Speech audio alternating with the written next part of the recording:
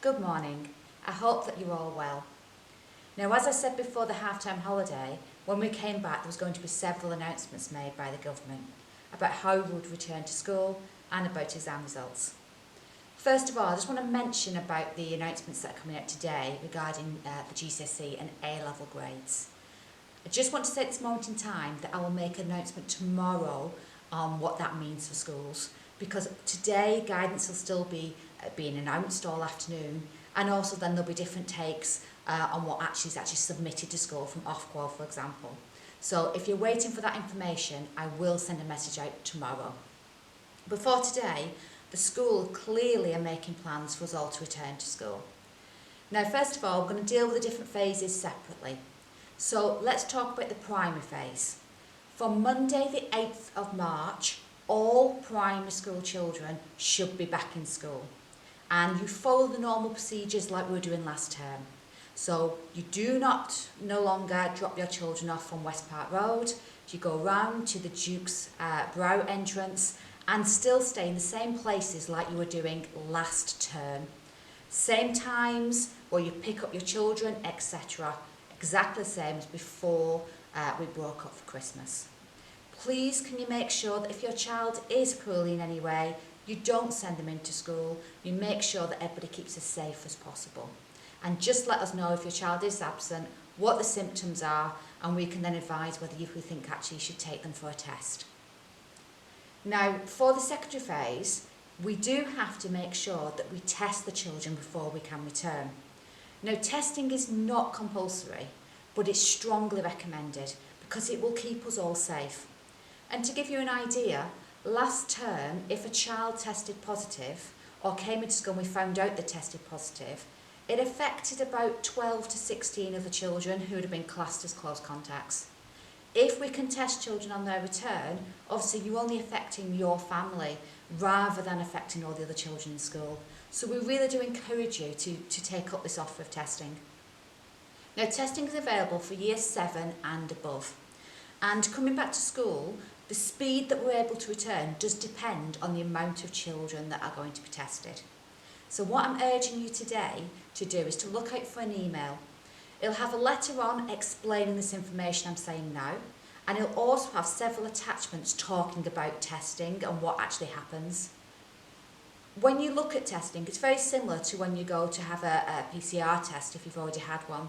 So the children will go to their form rooms, they then get called up by a member of senior staff, and to give you some reassurance, the staff that are trained to test are myself, Mrs Cox, Deputy Head, Mrs Tattersall, Deputy Head, Mr Hindle, the Head of Sixth Form, and also Mrs Southworth. And if you're not quite sure who Mrs Southworth is, she's the head of our primary phase. So we'll be the staff members that are testing your children. They'll go up to the library annex where we do our testing, and we've set it up as individual booths. So we only test 4 children at one time.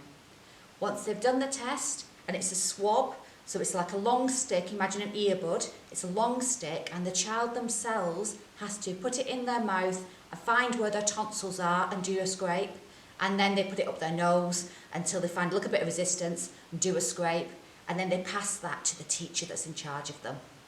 We then use that with a chemical, it goes on it's like a little white pad, and we put a little bit of the liquid on there, and it shows up pretty quickly if the child is tested positive, but definitely shows up within the first 30 minutes. If your child does show positive on one of those tests, we will then move them to our isolation room and obviously contact you so you can start to actually isolate. We have completed over 450 of these tests since we've come back since Christmas, and therefore we feel we're pretty good at what we're doing. And also, during that time, to give you some kind of reassurance, we've only had what we think is 1 false positive. We have had a couple of negatives that then did lead on to a positive PCR test later on, but I think it's really important to know that it did find some asymptomatic children and staff that could have spread COVID further if we hadn't tested. So I do strongly encourage you to take up that testing offer. There's 3 tests that will happen. So when your child's given their day to return, they will have the test on that day, and then they'll have another 2 3 to 5 days apart. And then once that's been completed, we'll be allocating home tests for you to be able to complete at home. So actually from Easter holidays, we're not expecting to be doing any testing in school. We will have completed all of that before then. If you decide that you don't want your child to take a test, that's absolutely no problem. It does not mean that they cannot come back to school. It just means that when they come back to school, they come back to their lessons as normal and they don't go through the testing procedure. But I will repeat, I am strongly encouraging as many people as possible to have those tests to make sure that we do remain as safe as possible. I'll repeat, this information will be in a letter, but if you do have any other questions, please contact school. Either contact myself directly or contact my PA, Miss Newton, so that we can answer those questions for you. And I really do need that information by Tuesday of next week so that I can confirm to parents the order that we're going to return to school.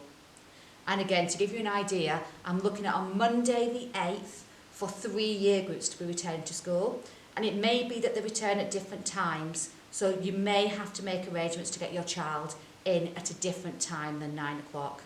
But I will make that clear next week.